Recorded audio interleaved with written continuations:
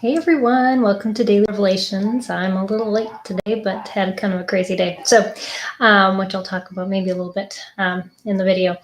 But Nehemiah 12 has a lot of names in it. And as I was reading through them, I was thinking about, when I read through the Old Testament or even the New Testament, they list off names. We don't know who these people are, but I took the perspective of the author and what they thought when they were writing these names down.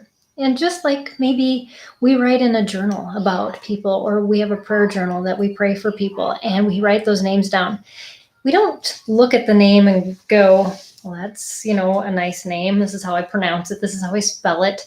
No, what comes with that name is imagery of our relationship with that person, their character, experiences we've had with them. And that is what comes up when we see their name.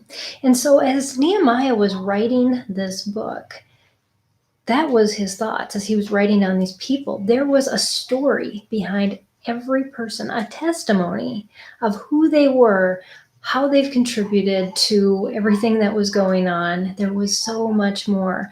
And it made me think, there are few people that we can name off and say that we know something that they did.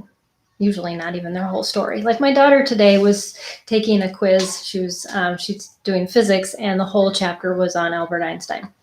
And she came down and we think of Albert Einstein and his theory of relativity or all these other things that he did. But she said, Mom, he was a really bad husband. He was divorced twice. He gave his wives a list of rules. Those are the things we don't know and we don't remember about him. What we do remember is these few things.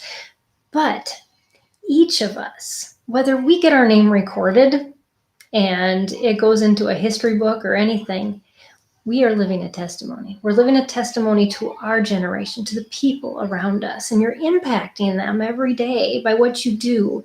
And when they see your name, that's what they think.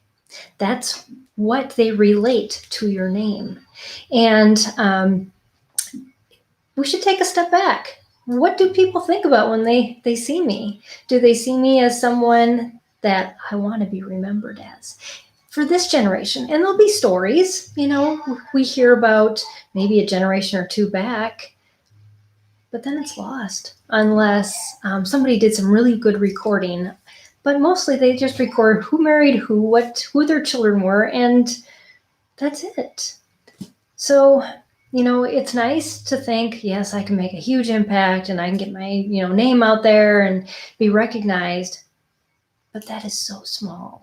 The bigger impact that we can have are the people around us all the time that are watching us, that are seeing us, and we impact. It's like a ripple effect on how our testimony affects their testimony, affects another person's testimony. And it goes on and on. You think about the disciples and Jesus. Jesus started out and then he had 12. And those 12 grew into more and more. And over time, Christianity has spread around the world because of the testimonies of people we don't even remember or know. They were never even recorded.